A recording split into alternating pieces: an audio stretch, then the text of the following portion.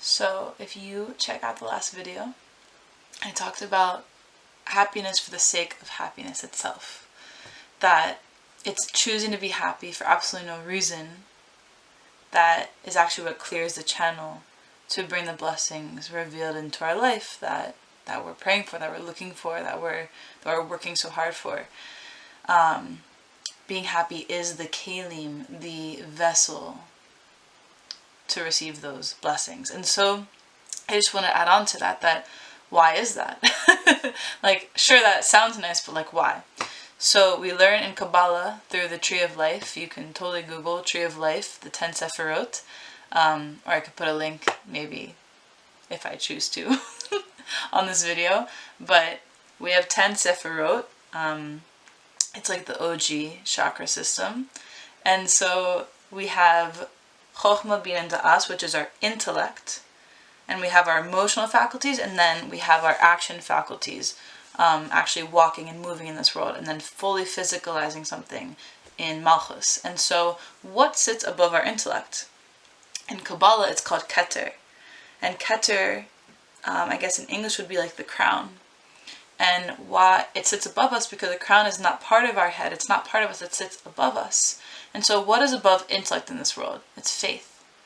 And now, we all know that faith, normally understood as like blind faith, sounds very silly in this world, but I'm talking about the kind of faith where it is the thing that you know most without knowing it. It's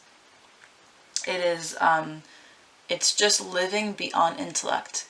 And what's so beautiful about this is normally we look at faith as something like silly people believe in, but really faith sits above the intellect because it's choosing to believe in something that your finite mind cannot make sense of. And so, why does happiness, choosing to be happy for absolutely no reason, clear this pathway, right? Because if my crown, where my soul enters my body, is blocked, then I can't, those blessings, whatever's trying to come down into my world cannot come down. If I need to understand why I'm happy, and if I'm using my rational, conscious thinking, then it's limiting my ability for the higher blessings to come down into this world. And when I say blessings, I mean like relationships, money, anything in your life that you're visualizing, trying to align with, right?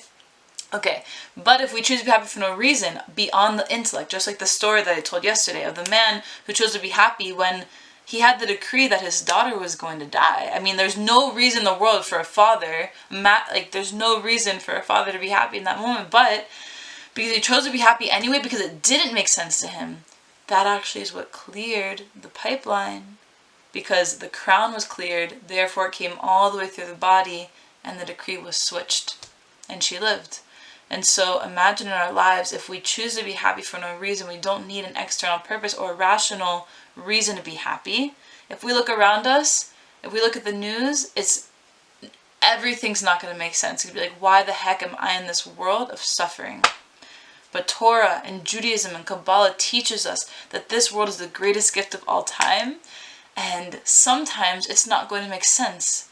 And oh my gosh, I hope to give over in these videos that it is when it doesn't make sense that it's coming from a higher place. When it doesn't make sense, it's coming from a place that's beyond your kelim, it's beyond your vessel to receive right now. And so God's asking you, yo, like, I want more from you, like, trust me.